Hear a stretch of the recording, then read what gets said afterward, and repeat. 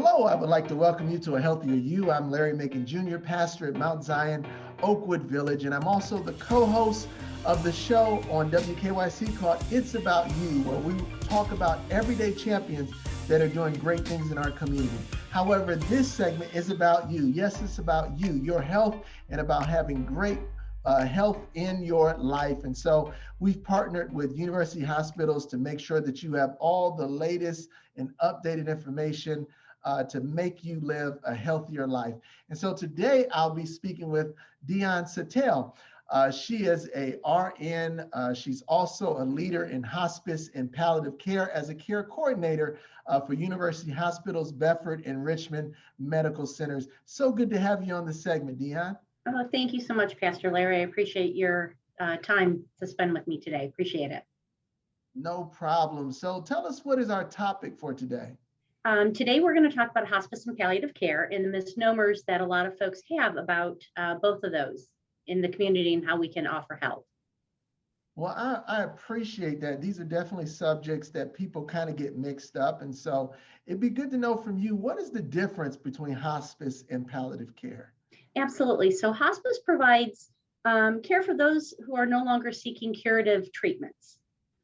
So with that being said, it's if you've been diagnosed with a terminal illness, that the doctors have said that you have a prognosis of months, 6 months or less to live, where those folks that have the need for palliative care, it's for those that you have a life expectancy for 6 months or more, that it's usually goes along with curative treatments, radiation, chemotherapy, and that such. And where somebody like me comes in, it's to explain that to them a little bit further, more in detail. The best way I can explain it, like I started to talk about, when you're undergoing chemo, radiation, that type of thing, you have palliative care that can come in and help with the symptom management of that. So again, keeping that in mind, when you have the hospice, it focuses on keeping folks comfortable, maintaining the quality of life, that type of thing, where the palliative is more working along with the curative treatments and keeping folks their symptoms managed. Okay, is hospice what you would call a place? And if so, how is it paid for? So no, actually, and that's one of the big misnomers that I get almost every day asked of me. It's actually not a place, it's a service. And much like folks in our community use home health care, hospice is a service, first and foremost, and it can help folks wherever they're at. So if it's at a traditional home, assisted living, group homes are the newest thing in our communities now. Group homes can be for those that are challenged, but it's also for our senior citizens. So they have a lot of group homes in the area for senior citizens, so they're there, and also a traditional nursing facility. So hospice goes anywhere the patients and or families consider home. So that's great. they go anywhere. So hospice, there's quite a few hospice agencies in the area, and they go anywhere that the they find the good fit for them, wherever the is a traditional home. Yeah. Okay.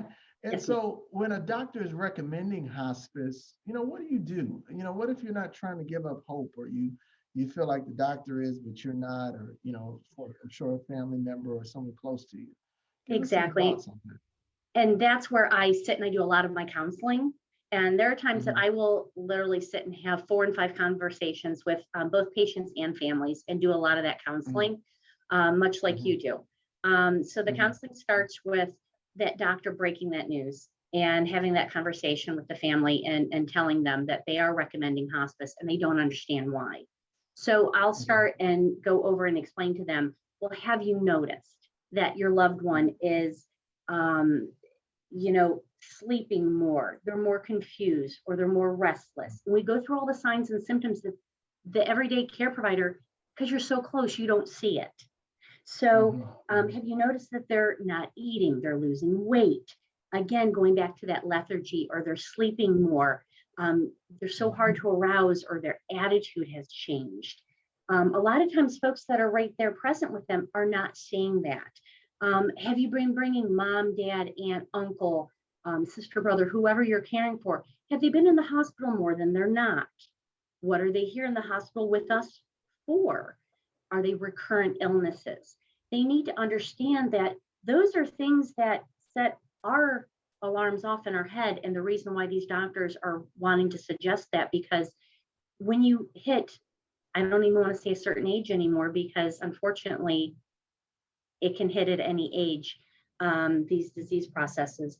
But all of these are triggers to why folks that have different disease processes and recurrent pneumonias can set in, and it triggers different things that the doctors want us to start talking about it, because at some point things just don't get better, they get worse. And no matter how many times they come in to see us, it comes to a point in time where we can't help them anymore. So that's when they ask me to come in and sit in and start talking about these, because it's a hard conversation to have, but it's one that is so necessary, and one that we have to do with a whole lot of love, support, and encouragement. Yeah, absolutely. Yes. And making sure that you encourage and support the way you do, Yeah. Dionne. And also, I just want to ask you one last question. Is hospice only for people that have a few days to live, or they're for people that are actively dying? This is one of my favorite questions that I get asked all the time. I always love to tell my folks, my families, that there's no expiration date on any person ever. So I love that. It's true. No one has an expiration stamp on them. So you have to have a diagnosis, like we were starting out by saying, with that 6 months or above, and whether it's hospice or palliative care. So it's going to determine what you have, but it doesn't mean that once you're on hospice, that if you don't pass away within 6 months, that's it. That's not what it's about. It's about qualifying for that service to get that extra help in the home or wherever you consider home. Okay. So once you're on that Medicare appointed reason to be on hospice, once you're on that service, you have staff that go out and watch you and help you, because it's a whole lot of extra love and support, as I always like to say. And that's the idea behind it. Okay. Getting that extra love that you need at home, especially a lot of our shut-ins, you need that love and support. And that's what hospice is.